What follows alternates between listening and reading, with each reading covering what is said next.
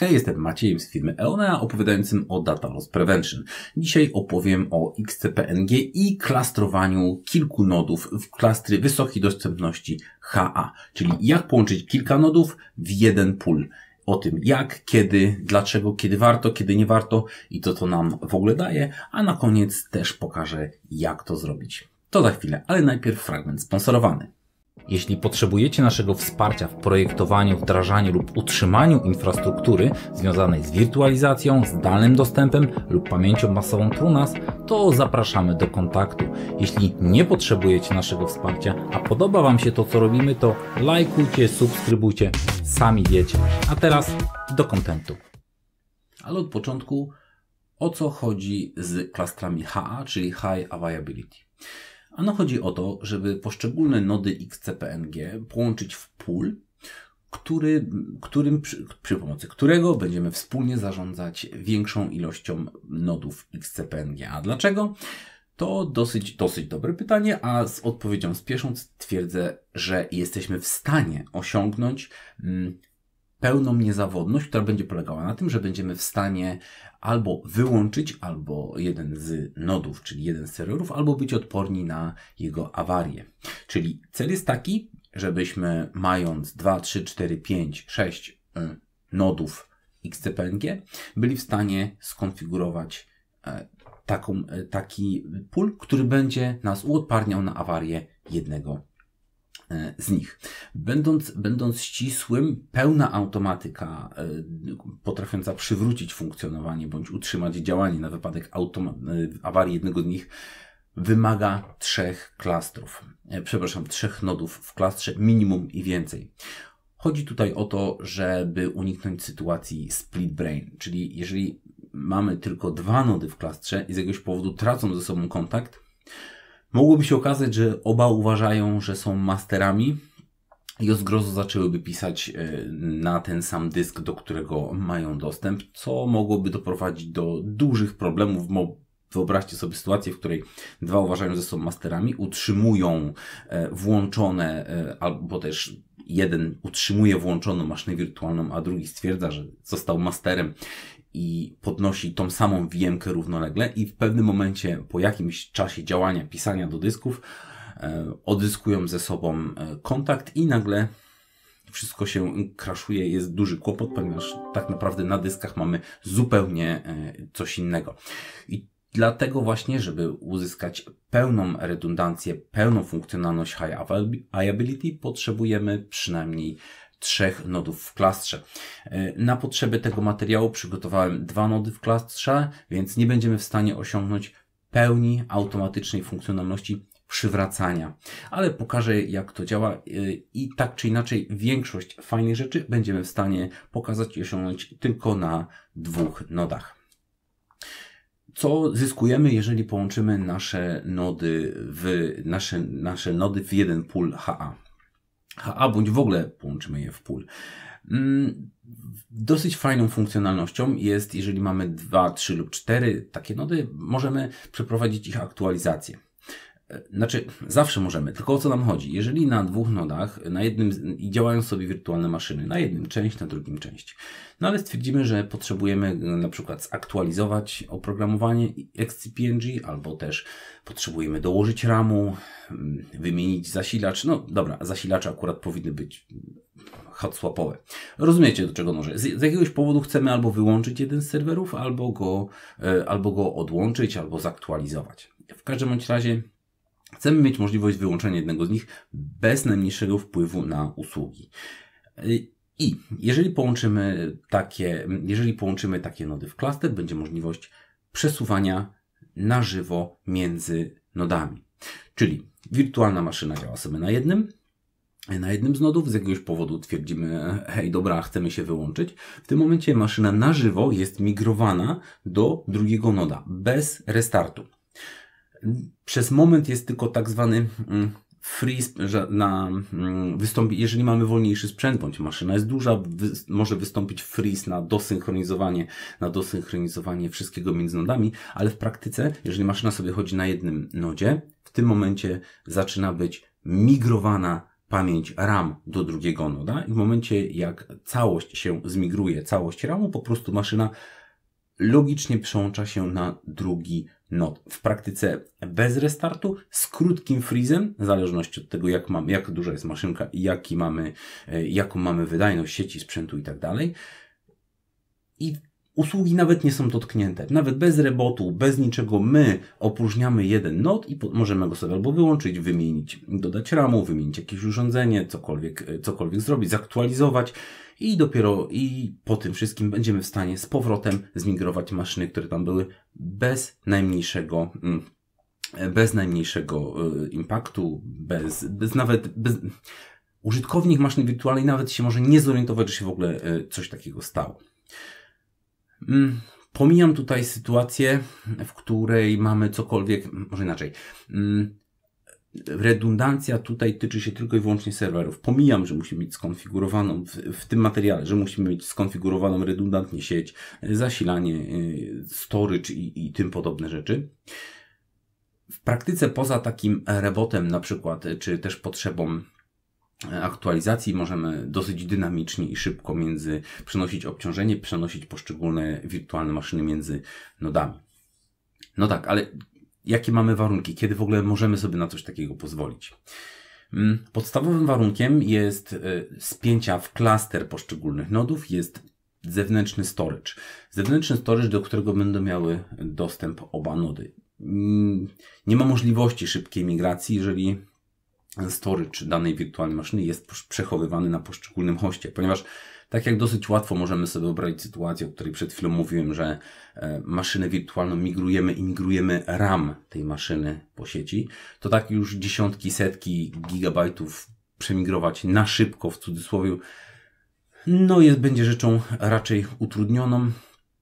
I tak czy inaczej jest to podstawa. Gdzieś musi być, jeżeli w ogóle myślimy o tym, żeby jeden serwer mógł się wyłączyć, a drugi mógł działać, ten storage musi być trzymany gdzieś indziej niż na jednym z tych dwóch serwerów XCPNG. Następny warunek, czyli poza zewnętrznym serwerem, na storage dosyć podstawowym warunkiem jest, żeby systemy XCPNG były w zgodnej wersji. Nie jest to duży kłopot, ale jeżeli jeden zaktualizowaliście już do na przykład 8.3, a drugi nie, to takie coś nie zadziała. Oba muszą być w tej samej wersji, muszą mieć wgrane te same patche. To też jest warunek. Następny warunek, który jest dosyć ważny, który sprawia, że może nie być łatwo stworzyć jakiś większy klaster, to jest dosyć duża zbieżność sprzętu. Czyli tak naprawdę trzeba mieć kilka niemalże identycznych serwerów. Chodzi o to, że jeżeli będą totalnie inne procesory, totalnie inny sprzęt, to po prostu nie zbierze się w klaster, czyli to jest między innymi ograniczenie dla którego nie mogłem na chwilę obecną znaleźć trzeciego fizycznego urządzenia, nie dlatego, że nie ma trzeciego serwera, tylko muszą być 3 fizycznie identyczne, najlepiej z identycznymi procesorami, z identyczną płytą główną, żeby to działało poprawnie. No i to jest też dosyć duże ograniczenie. Co jeszcze do ograniczeń XCPNG, to może nie tyle ograniczenie, co informacja.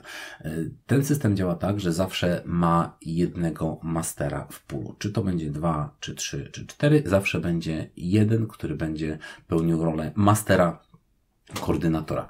I jeżeli nie mamy pełnej automatyzacji, która po zaginięciu mastera, odłączeniu, cokolwiek, automatycznie wypromuje innego noda na mastera, to między zniknięciem lub wypromowaniem następnego mastera, lub jeżeli mamy 2 nody w klastrze, w ogóle po zniknięciu mastera tracimy kontakt z klastrem.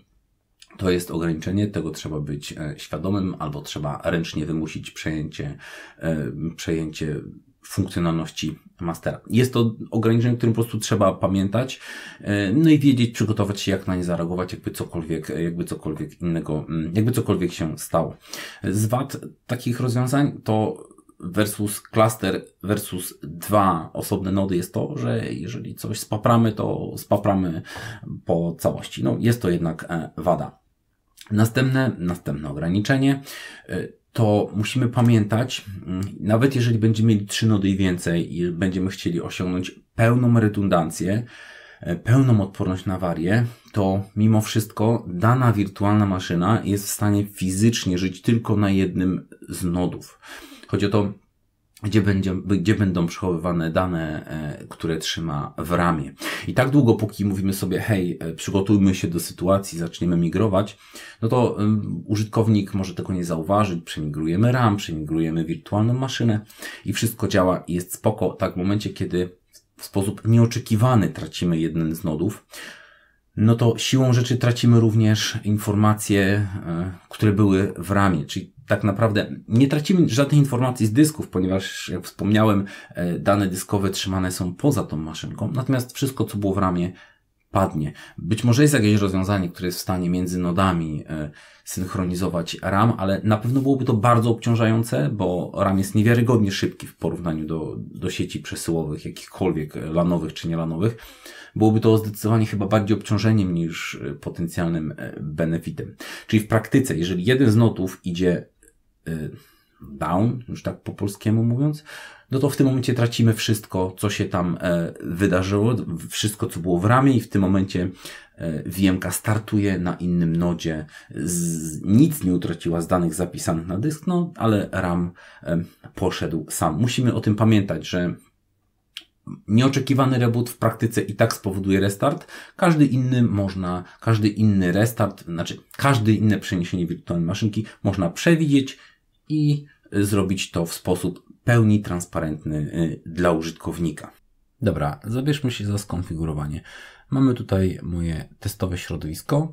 To są dwa fizyczne serwery. Logicznie na chwilę obecną każdy z nich stworzy osobny klaster, ponieważ w praktyce to jest tak, że serwer może być klaster z jednym serwerem, serwer nie działa bez klastra. Taka logika. Czyli w praktyce mamy teraz dwa klastry, każdy zawierający jeden serwer. Co musimy zrobić? Pójdźmy sobie do klastrów, puli klastrów. Otwórzmy sobie nasz pool. I jedyne, co musimy w takim wypadku zrobić, to robimy, na chwilę obecną spójrzcie, mamy jeden host, 9 storage, 3 maszyny. Dodajemy jeden host, mamy jeden do dyspozycji w tej infrastrukturze testowej, mamy tylko to, robimy klik i zobaczcie to wszystko. Od razu nam wskoczyło 2 nody, on jeszcze nie jest gotowy. Za chwilę sobie to ogarnie. Automatycznie mamy więcej storage, mamy wirtualnych maszyn, nie będzie więcej z prostej przyczyny. Na hoście dołączającym nie było maszyn wirtualnych. To nie jest problem, jeżeli na maszynie dołączającej będzie maszyna wirtualna, ona również doda się do pula. Ok, zaczęło wszystko działać. Mamy podłączone do klastra. Ok, spójrzmy na to. Mamy klaster. Klikamy w klaster i mamy dwa pule. Od razu mamy informację, że jeden jest masterem, drugi nie jest masterem. Mamy informację o wykorzystaniu, mamy informację, że wszystko jest na XCP-NG 8.3. Wczytują się dane. I teraz tak, złączyliśmy je w klaster. Teraz dla odmiany, ok, mamy wszystkie statystyki. Teraz dla odmiany odłączmy jeden od klastra. Jak to zrobić? Musimy wejść w poszczególny host. Wejdziemy sobie w Node 2 i robimy, dla pewności najpierw klikamy Maintenance Mode. Wtedy on, jeżeli chodzą na nim jakieś wirtualne maszyny, je stąd wymigruje i robimy detach. Teraz nie będę tego robił, ponieważ po detachu on zeruje sobie storage, rebootuje, trochę to trwa. Ale to nie jest jedyna opcja, bo jeżeli nie macie XCP-NG na podorędziu tak od razu, a chcecie połączyć w klaster, zawsze można użyć XS konsoli, czyli tego, co widzimy tutaj. I jak to można zrobić? Tu jest Resource Pool Configuration. I z tego poziomu zarówno można remove, usunąć tego hosta z pula, jak i dodać. Jeżeli chcemy unavailable operation, ponieważ jest w tym momencie w pulu, tak? Gdyby nie był w pulu, w tym momencie podajmy mu tutaj IP-ka, podajemy mu tutaj użytkownika do hosta, który jest masterem i hasło i on w tym momencie porobi sobie resztę. Tak to wygląda, więc w związku z czym można to zrobić zarówno z Xenorchestry, jak i z command line'a, semi-command line'a. Z command line'a oczywiście też da się to zrobić. Prościej jest w ten sposób. Nie wiem, czy da się to zrobić z Xolite'a. Wydaje mi się, że nie, ale pewnie Xolite jest under construction, jak tam kiedyś wspominałem, w związku z czym pewnie ta funkcja będzie dodana.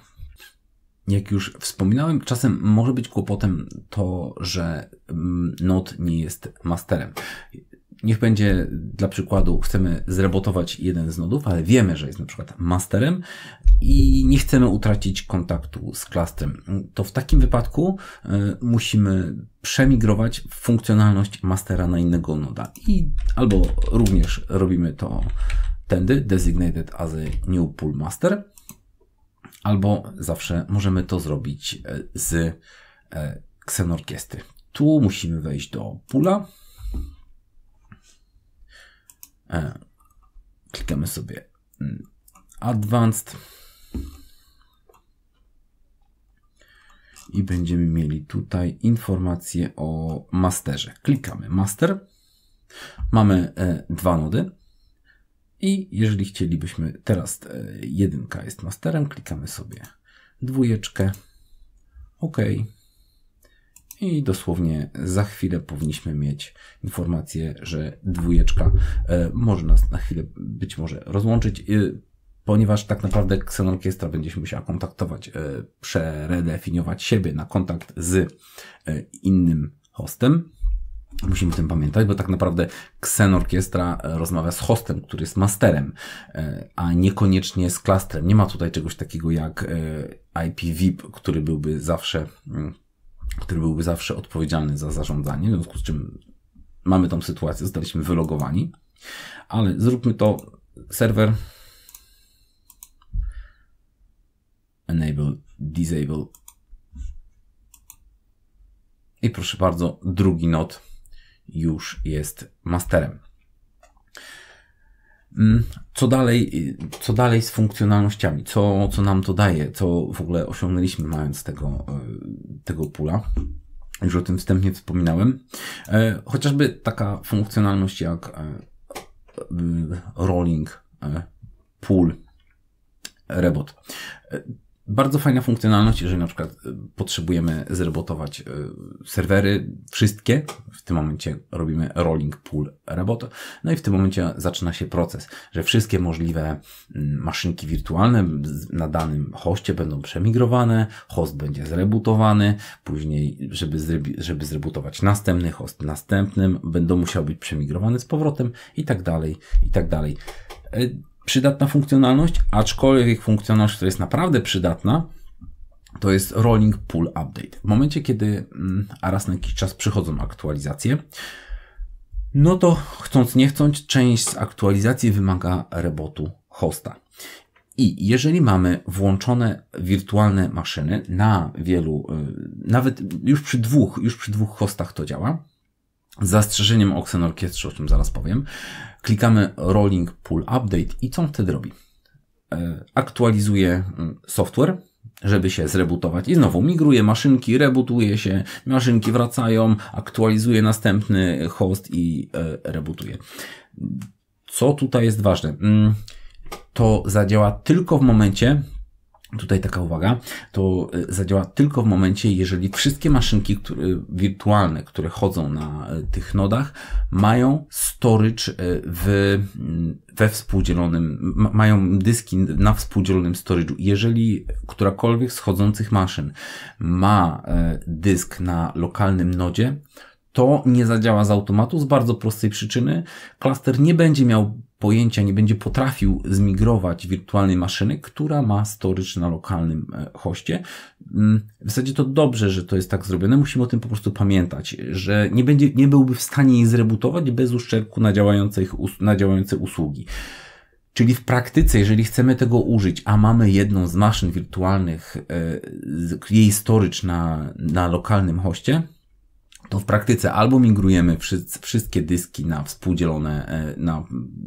współdzielony storage, albo przed taką akcją musimy ją ręcznie, powiedzmy, wyłączyć. To powinno rozwiązać sprawę. No, musimy pamiętać, że musimy rozważyć, dlaczego chcemy mieć dyski na storage'u lokalnym, a czemu co do idei zapewne lepiej mieć na dysku sieciowym. Jeżeli z jakiegoś powodu musicie mieć na lokalnym, to po prostu pamiętajcie, że taki rolling update, rolling reboot po prostu nie przejdzie, nie zadziała. Jeżeli na przykład chcielibyście zrobić rolling update, możemy wyłączyć, jak już wspomniałem, wszystkie maszynki z dyskami podpiętymi na lokalnych nodach. Ale uwaga, jeżeli na przykład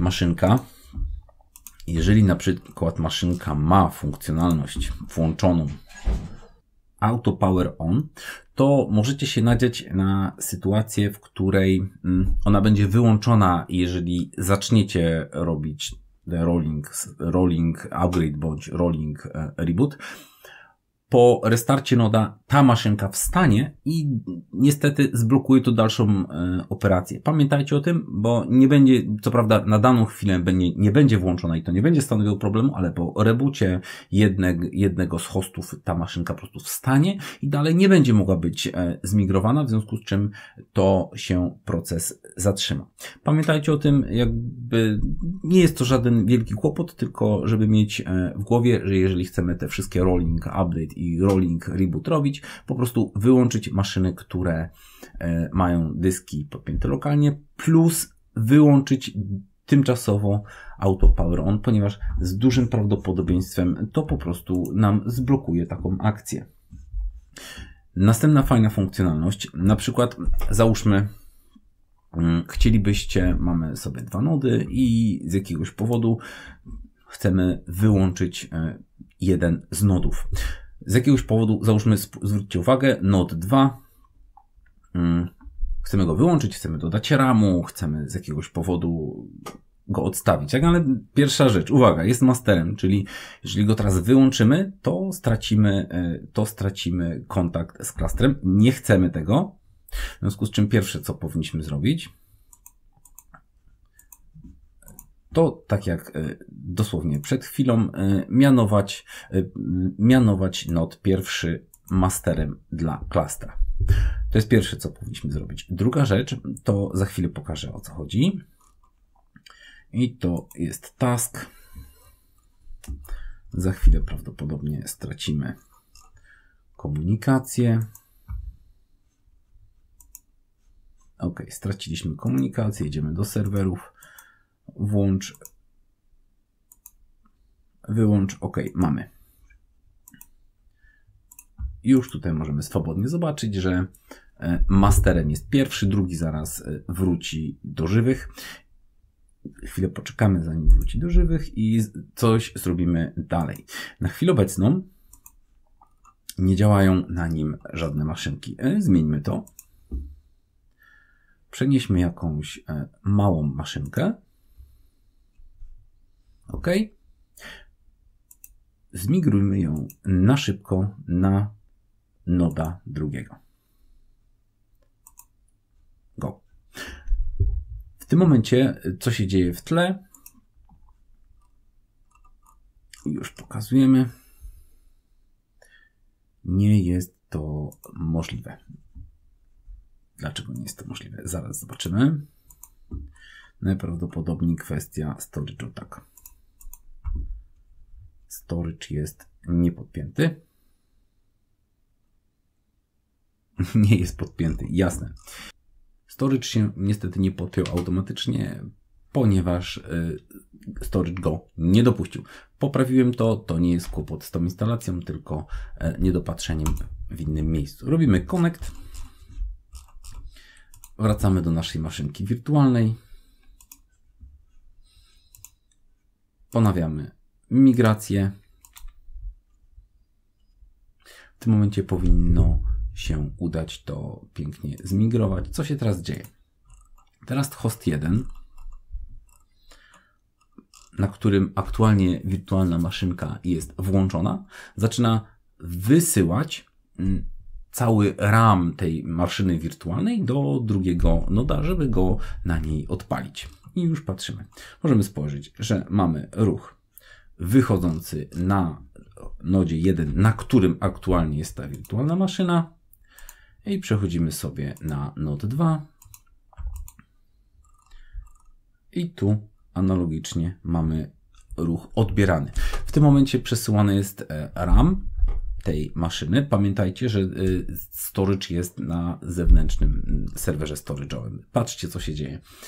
Rośnie tutaj sobie zużycie RAM i w momencie, jak zostanie przeniesiony cały RAM, ona po prostu tutaj kliknie. Zacznie po prostu działać.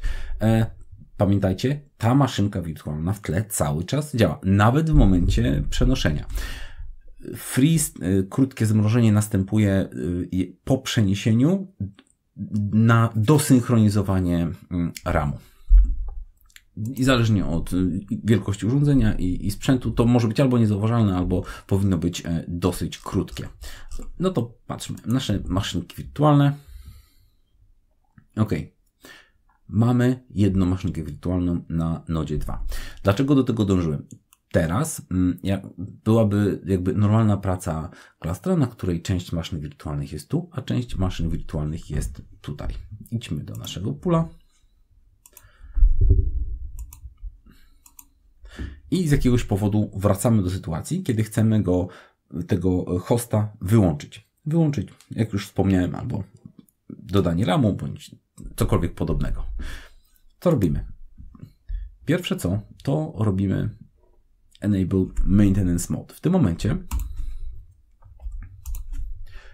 wszystkie maszyny wirtualne, które są na tym hoście, a które da się zmigrować, w tym momencie lecą z powrotem na nod pierwszy w naszym wypadku. No i sprawdźmy. I tak jak do tej pory dostaliśmy całą informację o ramie, na chwilę obecną wracamy z nim z powrotem. Za chwileczkę nod pójdzie w tryb Maintenance Mode.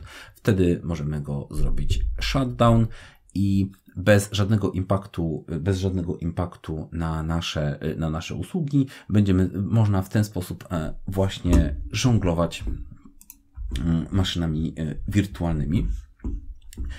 W momencie, jak on wszystkie maszynki wyrzuci, robimy shutdown, reboot, co tylko nam się podoba. OK, wszystkie VM-ki z noda zniknęły, jest on w maintenance mode, nic się na nim nie wydarzy, możemy go wyłączać, włączać, co nam się tylko podoba, ale OK. Wyłączamy maintenance mode, nie jest nam on teraz potrzebny i znowu mamy w pełni funkcjonalny klaster. Jest jeszcze jedna ciekawa funkcjonalność, nie jest bezpośrednio właściwością klastra, pula, ale jest coś takiego, pojawiło się coś takiego jak Smart Reboot. Teoretycznie jest to bardzo fajna sprawa, bo w praktyce, jeżeli klikniemy Smart Reboot, to on robi suspend wszystkich maszyn wirtualnych, robi reboot, uruchamia się i robi unsuspend. To jest takie obejście, które pozwoli nam nie zrebootować maszyn wirtualnych, które działają na danym hoście. Brzmi bardzo kusząco. Ale zdecydowanie uwaga na coś takiego, ponieważ co on tak naprawdę zrobi? Jeżeli mamy noda, jeżeli mamy storage wszystkie, możemy swobodnie stwierdzić, który mamy defaultowy storage.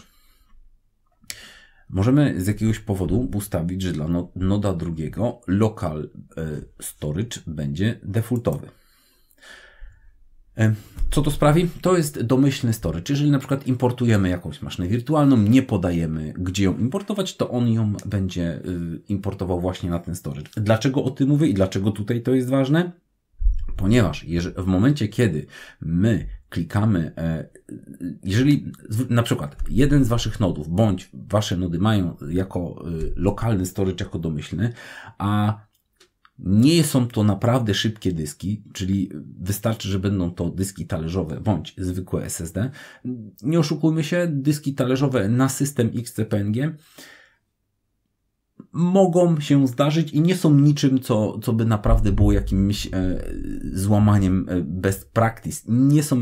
Często nie są one gigantycznie obciążone. Fajnie jest mieć SSD, ale nie jest to konieczne. Ale uwaga, w momencie, kiedy my zrobimy Smart Reboot, to on na dysk domyślny zacznie zapisywać właśnie RAM wszystkich uruchomionych maszynek. Uwaga, co się wydarzy. Jeżeli tego RAMu macie, nie wiem, 60, 80, 100, 200 GB, to w tym momencie na ten domyślny dysk zacznie hurtem być wysyłany cała zawartość RAMu. Skutek, jeżeli, tak jak wspomniałem, będzie to dysk talerzowy i nagle zechcecie tam wysłać 80 GB RAMu, to gwarantuję Wam, że dysk, mało tego, jeszcze nie liniowo, tylko z kilku źródeł naraz. Gwarantuję Wam, że powstanie, przynajmniej rzecz biorąc, zgęstka i w większości wypadków inaczej.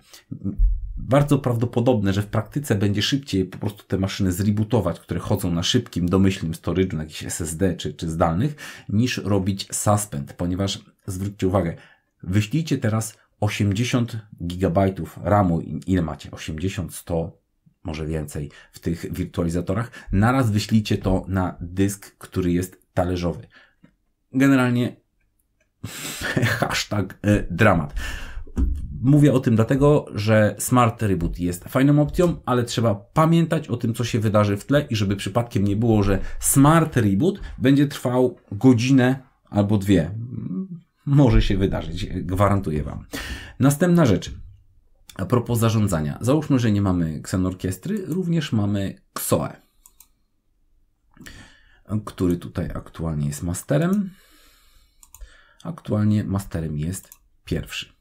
Spróbujmy zalogować się na drugi.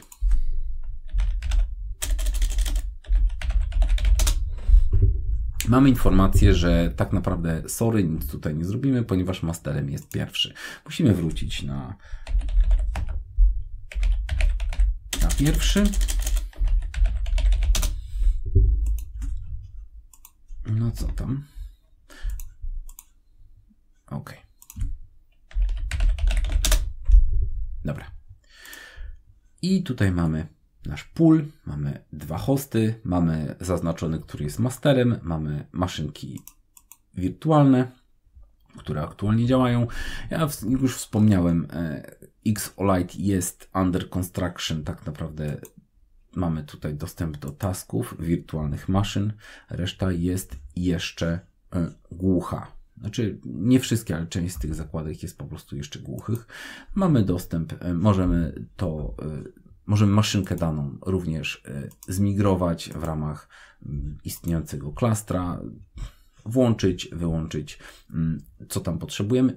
Nie wiem jak i czy da się tutaj dodać hosta. Chyba nie znalazłem takiej funkcji, ale jak już wspomniałem, XOLite jest under construction i albo mogłem tego nie znaleźć, albo to jest kwestia dopracowania, co tutaj będzie możliwe do zarządzania. To byłoby na tyle z klastrów, z prostego klastra, dwunodowego. I tyle. Dzięki, że zostaliście do końca. Pamiętajcie, że jeżeli potrzebujecie naszego wsparcia w projektowaniu, wdrażaniu lub utrzymaniu infrastruktury związanej z wirtualizacją, zdalnym dostępem lub pamięcią masową TrueNAS, to zapraszamy do kontaktu. Jeśli jednak nie potrzebujecie naszego wsparcia, a podoba Wam się to, co robimy, to lajkujcie, subskrybujcie, sami wiecie. Tymczasem zapraszam do obejrzenia innych materiałów lub być może do zobaczenia później. Dzięki, hej!